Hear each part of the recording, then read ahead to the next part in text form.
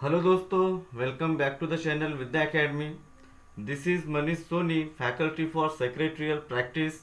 और दोस्तों, आज के इस लर्निंग वीडियो में हम देखने वाले हैं 12th class commerce Maharashtra board का सेक्रेटरियल प्रैक्टिस का chapter number 5, that is deposit. Okay, तो देखिए, आगे बढ़ने से पहले हमको समझना पड़ेगा कि डिपॉजिट का मीनिंग होता क्या है। देखिए दोस्तों, जब भी कंपनी को फाइनेंस चाहिए होता है, कंपनी को मनी चाहिए होता है, तो कंपनी अलग अलग सोर्सेज के थ्रू कंपनी जो अमाउंट है, जो कैपिटल है, वो रेस करती है। ओके, जिसमें दो बहुत ही इंपॉर्टेंट सोर्सेस होते हैं। एक होता है ऑनेट कैपिटल और एक होता है बोरोड कैपिटल। ओके, तो ऑनेट कैपिटल हम लोग ऑलरेडी देख चुके हैं। बोरोड कैपिटल में हम लोगों ने डिबेंचर देखा था प्रीवियस वीडियो में, और आज इस वीडियो में हम डिस्कस करने वाले हैं बोरोड सोर्स ऑफ फाइनेंस का एक बहुत ही इंपॉर्टेंट सोर्स होता है डिपॉजिट। इसे हम पब्लिक डिपॉजिट भी कहते हैं। अब देखिए दोस्तों, होता क्या है कि अगर हम अपने सोसाइटी को दो पार्ट में बांटे तो यहाँ पे दो तरह के लोग आपको देखने को मिलेंगे।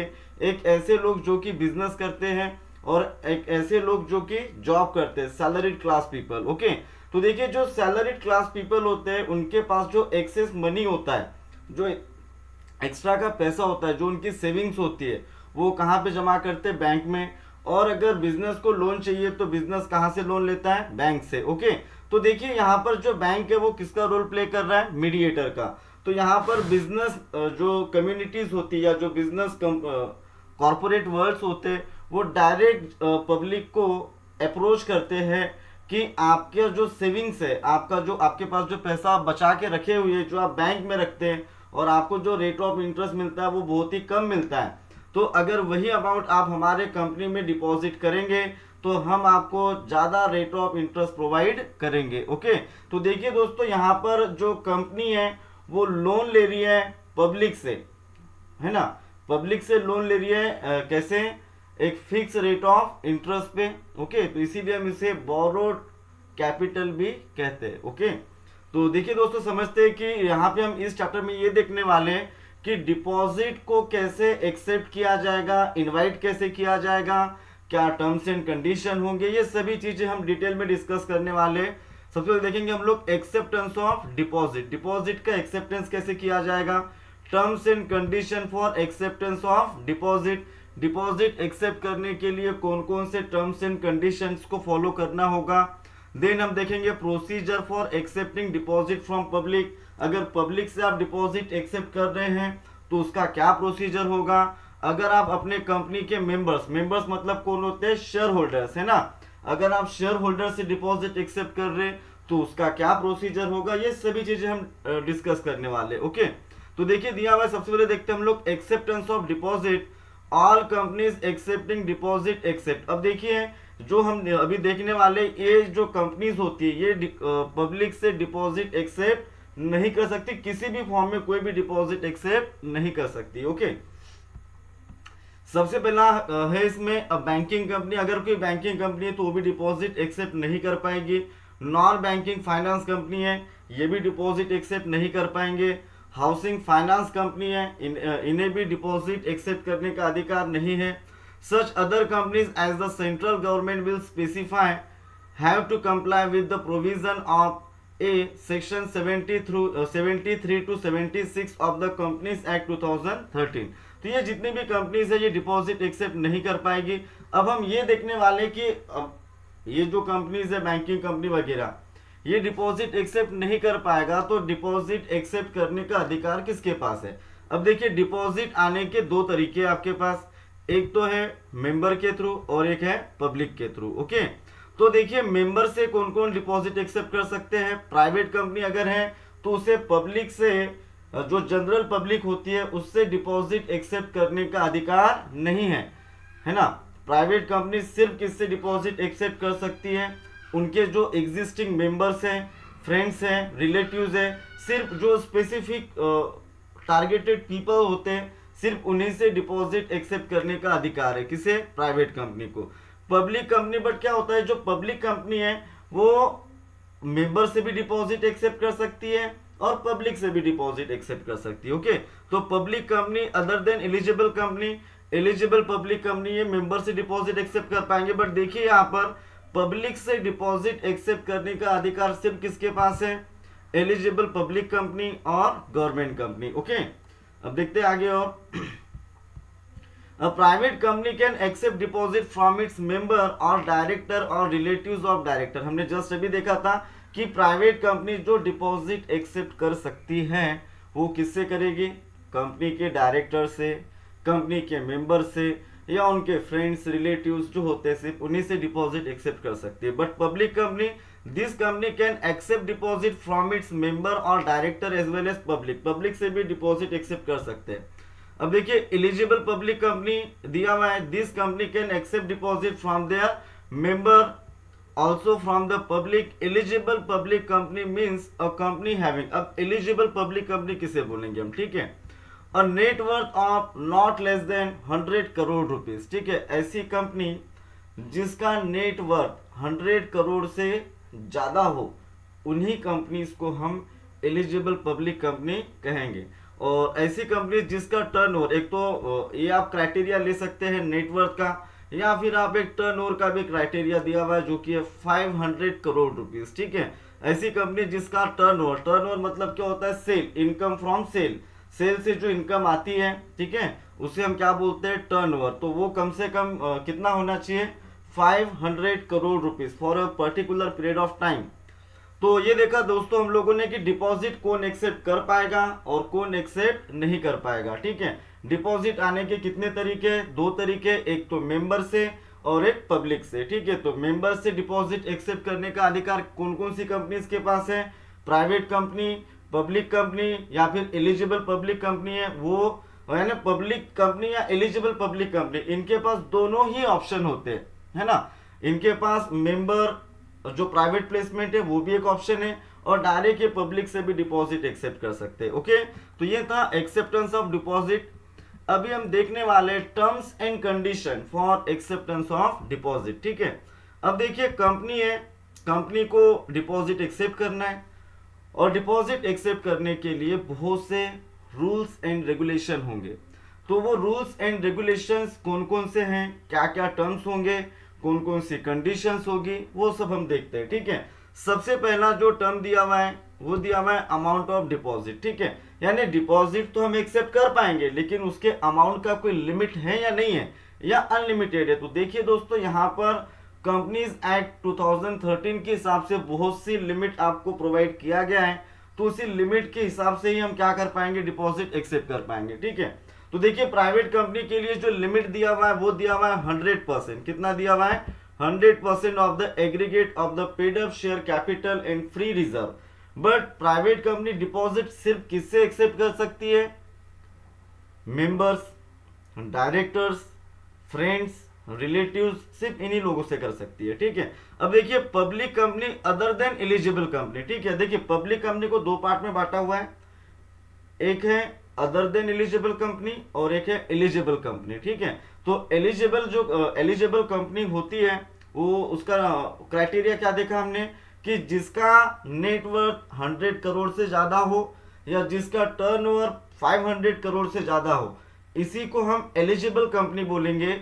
और जो कंपनी का क्राइटेरिया 100 करोड़ का नेटवर्थ या 500 करोड़ रुपीस का टर्नओवर, इसको क्राइटेरिया अगर फुलफिल नहीं करता तो उसे हम सिर्फ पब्लिक कंपनी बोलेंगे। ओके, तो देखिए पब्लिक कंपनी के लिए कितना है? अदर देन एलिजिबल 25%, ठीक है। इसका टोटल लिमिट दिया हुआ है 25% of the total paid up share capital and free reserve, ठीक है। मान के चलिए अगर इनका paid up share capital and free reserve 100 रुपए है, तो इसका 25% मतलब ओनली 25 रुपीज ही ये डिपॉजिट के फॉर्म में एक्सेप्ट कर सकते, उससे ज्यादा नहीं। फिर दिया दोस्तों एलिजिबल पब्लिक कंपनी, ठीक है। एलिजिबल पब्लिक कंपनी के लिए देखिए 2 लिमिट दिया हुआ है, एक दिया हुआ है फ्रॉम मेंबर और एक दिया हुआ है फ्रॉम पब्लिक। तो मेंबर के लिए कितना लिमिट है? 10%, और पब्लिक के लिए लिमिट कितना है? 25%। So the total limit is 35%, 10% for its member and 25% from its public. Okay, और गवर्नमेंट कंपनी के लिए कितना है? 35% फ्रॉम द पब्लिक। ओके, तो ये था आपका अमाउंट ऑफ डिपॉजिट से रिलेटेड टर्म्स। अब देखिए दिया हुआ है पीरियड और टेन्योर ऑफ द डिपॉजिट, ठीक है। मतलब जो डिपॉजिट आप एक्सेप्ट करेंगे उसका minimum and maximum period of timing क्या होगा। तो इसका मिनिमम पीरियड होगा 6 मंथ, जो कंपनी डिपॉजिट एक्सेप्ट करती है वो करती है मिनिमम 6 मंथ के लिए, and maximum 36 month, that is 3 years. ठीक है। No demand deposit. Demand deposit मतलब क्या होता है कि अगर मान के चलिए आपने डिपॉजिट किया है कंपनी में और आप कभी भी अपना पैसा डिमांड करोगे तो इसे बोलते हैं डिमांड डिपॉजिट। ठीक है। जैसे देखिए आप अपना बैंक में अगर आपका सेविंग अकाउंट होगा, ठीक है, तो वो कौन सा होता है, डिमांड डिपॉजिट होता है। ठीक है। आप कभी भी जाकर के आप अपने पैसे विड्रॉ कर सकते हैं। तो इस तरह का डिपॉजिट कंपनी कभी भी एक्सेप्ट नहीं करती। फिर दिया हुआ है सिक्योर्ड और अनसिक्योर्ड। देखिए सिक्योर्ड और अनसिक्योर्ड का मतलब क्या होता है। सिक्योर्ड अगर आपने डिपॉजिट किया है, दैट मीन्स कि डिपॉजिट होल्डर के पास, डिपॉजिटर के पास राइट्स ऑफ चार्जेस है, और जो अनसिक्योर्ड डिपॉजिट होता है वहां पर डिपॉजिटर्स के पास राइट्स ऑफ चार्जेस नहीं होते। ओके। फिर दिया हुआ है नेक्स्ट पॉइंट, एप्लीकेशन फॉर्म। अब देखिए अगर कोई डिपॉजिटर है उसे कंपनी में अमाउंट डिपॉजिट करना है तो डायरेक्ट जाकर के वो पैसे डिपॉजिट नहीं कर सकता, उसे सबसे पहले अप्लाई करना पड़ेगा, एप्लीकेशन फॉर्म फिलअप करना पड़ेगा, देन कंपनी ये सिलेक्ट करेगी कि उसका डिपॉजिट एक्सेप्ट करना है या नहीं करना है। फिर दिया हुआ है दोस्तों ज्वाइंट नेम्स। ठीक है। अब मान के चलिए 2-3 लोग मिलकर के डिपॉजिट में पैसा इन्वेस्ट करना चाहते हैं तो वो ऐसा कर सकते हैं। ठीक है। But more than 3 names. ठीक है। 3 नाम हो सकते हैं मैक्सिमम। Nomination every. अब देखिए नॉमिनेशन का मतलब क्या है। मान के चलिए मिस्टर एक्स नाम का कोई व्यक्ति है, इसने XYZ कंपनी में पैसा इन्वेस्ट कर दिया, पैसा डिपॉजिट किया, लेकिन डेट ऑफ मैच्योरिटी आने के पहले ही उसकी डेथ हो जाती है। तो देखिए उसका जो अमाउंट है, जो 3 साल बाद उसे रिफंड करना था, तो वो अमाउंट हम रिफंड करें किसे। तो इसीलिए नॉमिनेशन होना बहुत जरूरी। उसे अपना एक नॉमिनी डिक्लेयर करना होगा, ताकि अगर उसकी कुछ डेथ हो जाती है या अगर ऐसे कोई अनफॉर्चुनेट इवेंट होते हैं तो उस केस में वो पैसा उनको हम वापस कर सके। ओके। फिर दिया हुआ सर्कुलर और advertisement. What is circular and advertisement, ये क्या चीज है। ठीक है। देखिए अगर आपकी कंपनी है, जनरल पब्लिक से डिपॉजिट एक्सेप्ट करना चाहते हैं आप, तो उस केस में जो पब्लिक है उसे आपको इन्फॉर्म तो करना पड़ेगा ना, उसे इंफॉर्मेशन देना पड़ेगा आपको कि आपकी कंपनी डिपॉजिट एक्सेप्ट कर रही है। ठीक है। उसके बारे में आपको कुछ और भी बहुत सारी इंफॉर्मेशन प्रोवाइड करनी होगी ताकि डिपॉजिटर आपके कंपनी में अमाउंट डिपॉजिट कर सके। ठीक है। तो ये जो इंफॉर्मेशन है ये दिया जाएगा कंपनी के द्वारा थ्रू एडवर्टीजमेंट। ठीक है। एडवर्टीजमेंट के माध्यम से दिया जाएगा। और ये जो एडवर्टीजमेंट है ये हमको न्यूज़पेपर में पब्लिश करना होगा। एक होगा द लीडिंग इंग्लिश न्यूज़पेपर और एक होगा the local language of that area where the company situated. ठीक है। जहां पर भी कंपनी स्थित है, फॉर एग्जांपल महाराष्ट्र में है तो महाराष्ट्र का लोकल लैंग्वेज क्या है, मराठी। तो मराठी में एक जो मराठी न्यूज़पेपर है वहां पे आपको एडवर्टीजमेंट देना होगा। और जो लीडिंग इंग्लिश न्यूज़पेपर है जैसे the times of India, Hitavada, ठीक है, यहाँ पर आपको एक एडवर्टीजमेंट देना होगा। Okay.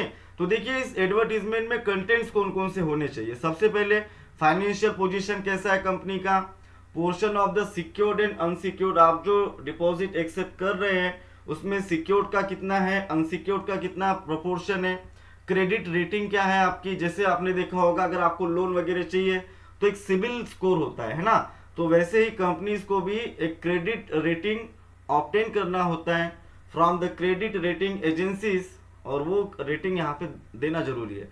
Detail of the scheme, जो भी स्कीम है उसका डिटेल क्या होगा। Name of the deposit trustee, deposit trustee का नाम आपको लिखना होगा। Amount due toward the deposit of any previous deposit accepted by the company, अगर कंपनी ने इसके पहले भी डिपॉजिट एक्सेप्ट किया है तो उसका कोई अमाउंट अगर ड्यू होगा तो उसका जानकारी भी आपको इस एडवर्टीजमेंट में देना पड़ेगा। फिर दिया दोस्तों फाइलिंग ऑफ द सर्कुलर। ठीक है। और ये जो आपने एडवर्टीजमेंट बनाया है इसे आपको रजिस्टर्ड करवाना होगा, किससे, ROC से। ठीक है। उसके बाद में देखिए इशू ऑफ द सर्कुलर और एडवर्टीजमेंट ओनली आफ्टर 30 डेज। ठीक है। 30 दिनों के बाद ही आप ये कर सकते हैं। ठीक है। उसके पहले आप ये काम नहीं कर सकते। और देखिए आपको दिया हुआ है for inviting the public company has to publish the advertisement in 1 English newspaper and 1 vernacular newspaper, मतलब कि जो लोकल लैंग्वेज होती है, having wide circulation in the state where the company's registered office is located. और देखिए ये जो advertisement आपने बनाया है इसका एक वैलिडिटी होगा, और इसका वैलिडिटी होगा 6 मंथ का, ठीक है। 6 महीने के अंदर अंदर आपको ये एडवर्टीजमेंट इशू करना होगा। Appointment of the deposit trustee. Deposit trustee मतलब क्या होता है कि एक ऐसा ऑफिशियल होगा जो कि जिसकी देखरेख के अंडर में ये डिपॉजिट इनविटेशन एक्सेप्टेंस का प्रोसीजर परफॉर्म किया जाएगा, ठीक है। तो उसे इनवाइट करना होगा। Then create charge on asset. अगर सिक्योर्ड डिपॉजिट आपने अगर इशू किया है या सिक्योर डिपॉजिट आप एक्सेप्ट कर रहे हैं तो आपको राइट्स जो चार्ज ऑन असेट है वो क्रिएट करना होगा। Deposit insurance. अगर जो स्मॉल डिपॉजिटर्स होते हैं, स्मॉल डिपॉजिटर का मतलब क्या, जिनका डिपॉजिट का अमाउंट 20,000 से नीचे है, ऐसे डिपॉजिटर्स को हम स्मॉल डिपॉजिटर्स कहेंगे। ऐसे लोगों का इंश्योरेंस भी करवाना होगा। Obtain credit rating. अब क्रेडिट रेटिंग के बारे में हमने प्रीवियस वीडियो में भी देखा था, तो क्रेडिट रेटिंग आपको ऑब्टेन करना होगा। Then open deposit repayment reserve account. देखिए इसके पहले हम लोगों ने डीआरआर देखा था, डिबेंचर रिडेम्पशन रिजर्व, बट यहाँ पे होने वाला है डिपॉजिट रिपेमेंट रिजर्व अकाउंट। मतलब कि डिपॉजिटर्स का पैसा डेट ऑफ मैच्योरिटी आने पर उनको पैसा रिफंड करने के लिए पहले से हमें एक रिजर्व बनाना होगा, और उस रिजर्व का यूज करके हम अमाउंट का रिपेमेंट करेंगे। फिर दिया है दोस्तों डिपॉजिट रिसिप्ट। डिपॉजिट रिसिप्ट क्या है, अब देखिए जैसे ही आप बैंक में जाते हैं, बैंक में गए आप, आपने अमाउंट डिपॉजिट किया, तो डिपॉजिट करने के बाद जो कैशियर है वो आपको एक रिसीट देता है। वो रिसीट क्या है, एक प्रकार का एविडेंस है कि आपने पर्टिकुलर जो अमाउंट है वो बैंक में जमा करवाया है, ठीक है। तो वैसे ही कंपनी भी एक रिसीट डिपॉजिटर को इशू करती है, जिससे हम एफडीआर कहते हैं, फर्स्ट डिपॉजिट रिसीट, ओके। फिर दिया दोस्तों रजिस्टर ऑफ डिपॉजिट। जैसे company register of member maintain करती है, register of debenture holder maintain करती है, वैसे ही कंपनी को रजिस्टर ऑफ डिपॉजिटर भी मेंटेन करना होता है। और इस रजिस्टर में जितने भी डिपॉजिटर्स होंगे सभी का नाम मेंशन किया जाता है, ठीक है। फिर दिया दोस्तों return on deposit. Return of deposit का मतलब क्या है, a company has to file और before 30 June every year with the register of the company a return of deposit. The return give the detail of deposit with the company as on 31st March of that year. मतलब हर साल का जितना भी आपने deposit accept किया है उसका return amount, जो जैसे इनकम टैक्स रिटर्न हम फाइल करते हैं वैसे ही डिपॉजिट से रिलेटेड भी फाइल करना होगा। फिर दिया हुआ है दोस्तों आपको इंटरेस्ट के बारे में। सबसे इंपॉर्टेंट अगर कोई कंटेंट है जिसके लिए कंपनी डिपॉजिट एक्सेप्ट करती है और कोई डिपॉजिटर अपना पैसा डिपॉजिट करता है, वो है इंटरेस्ट, ओके। तो देखिए इंटरेस्ट कितना होगा, क्या होगा, इसके बारे में डिटेल दिया हुआ है। The maximum rate of interest deposit depend upon the guideline given by the reserve bank of India. अब इससे रिलेटेड जो गाइडलाइन है वो आरबीआई प्रोवाइड करेगा, ठीक है। RBI is the apex body of the finance in India, ठीक है। मतलब इंडिया में जितना भी फाइनेंस मैनेज किया जाता है उसके लिए टॉपेस्ट अथॉरिटी कौन है इसमें, RBI, reserve bank of India. तो देखिए दिया हुआ है in case of premature repayment of the deposit company can deduct 1% interest. अब देखिए आपने 36 महीने के लिए डिपॉजिट एक्सेप्ट किया था, बट आपने 35 या 30 महीने के अंदर में आपने अपना पैसा वापस मांगा, तो कंपनी के पास ये पूरा राइट है कि जो भी आपके बीच में एग्रीमेंट हुआ था रेट ऑफ इंटरेस्ट से रिलेटेड, उसमें से 1% इंटरेस्ट वो रिड्यूस कर सकते हैं। For deposit matured and claimant but the remain unpaid by the company has to pay the penal rate of interest at the rate 18% of overdue period, ठीक है। अब देखिए अगर मान के चलिए आपका डेट ऑफ मेच्योरिटी आ चुका है लेकिन कंपनी ने डिपॉजिटर का पैसा उन्हें वापस नहीं किया, तो उस केस में जो भी डिफॉल्टर पीरियड होगा उसमें उन्हें 18% का पैनल इंटरेस्ट देना होगा, चक्रवर्ती ब्याज देना होगा, ठीक है। फिर दिया दोस्तों right to alter the terms and condition. और देखिए ये कभी भी अपने कंपनी के टर्म्स एंड कंडीशंस को चेंज कर सकते हैं। Disclosure in the financial statement. अब देखिए जो भी, जैसे आपने देखा होगा फाइनल अकाउंट बनाते हैं हम लोग, फाइनल अकाउंट के लायबिलिटी साइड में जितना भी लायबिलिटी होगा कंपनी का वो सब मेंशन किया जाता है, डिस्क्लोज करना कंपलसरी होता है। तो डिपॉजिट का जो भी अमाउंट है वो कंपनी को डिस्क्लोज करना होगा इन the financial statement of the company. Punishment, अगर देखिए किसी तरह का कोई भी फ्रॉड होता है या आपका पैसा आपको समय पे नहीं मिल पाता है, तो इसमें भी पनिशमेंट से रिलेटेड कुछ रूल्स एंड रेगुलेशन है। As per the companies act, officer of the company who is in default contravention of the provision of the act is punishable for the fraud. The Maharashtra government passed the Maharashtra Protection Interest of Depositor in Financial Establishment Act 1999 to protect the interest of depositor of the company in Maharashtra will punish for the contravening the provision of this act also। ठीक है, देखिए इसका मतलब क्या है कि companies act में तो प्रोविजन है ही, बट जो महाराष्ट्र गवर्नमेंट है उसने अलग से एक्ट पास कर रखा है, उसके अंडर में भी बहुत से प्रोविजंस है जो कि डिपॉजिटर के इंटरेस्ट को सेफगार्ड करते हैं। ओके, तो ये था दोस्तों, सबसे पहले हमने देखा था डिपॉजिट एक्सेप्टेंस से रिलेटेड, कौन एक्सेप्ट कर सकता है, किससे एक्सेप्ट कर सकता है, कितना एक्सेप्ट कर सकता है। उसके बाद हमने देखा टर्म्स एंड कंडीशन कि भैया टर्म्स एंड कंडीशन क्या होगा, अगर कोई कंपनी डिपॉजिट एक्सेप्ट करती है तो उसे कौन कौन से टर्म्स एंड कंडीशन को फॉलो करना होगा। अभी देखने वाले दोस्तों हम लोग procedure for accepting deposit from the public.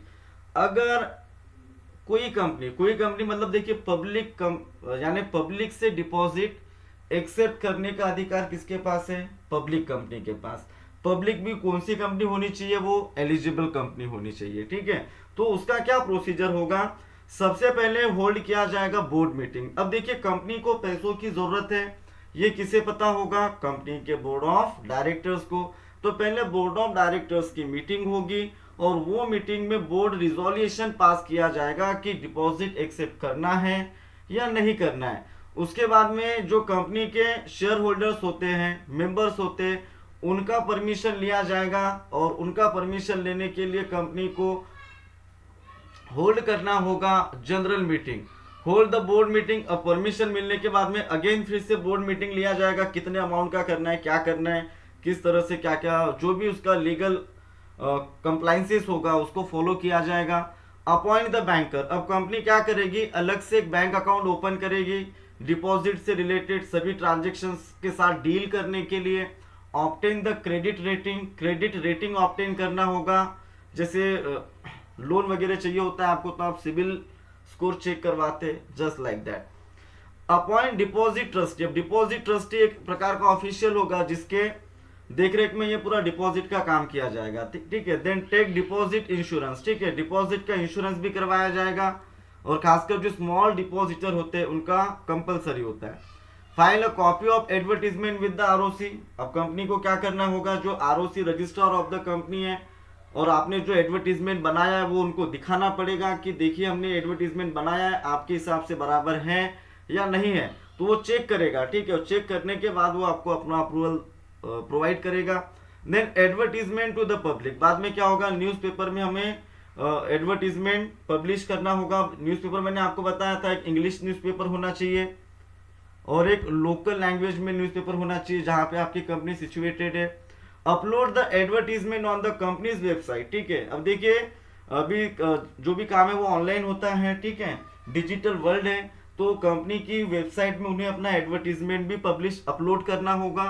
Then collect the application form and money, ठीक है, एप्लीकेशन फॉर्म और एप्लीकेशन मनी कंपनी कलेक्ट करेगी। इशू द डिपॉजिट रिसीट, हमने जस्ट देखा था कि डिपॉजिट रिसीट कंपनी को क्या करना होगा, इशू करना होगा।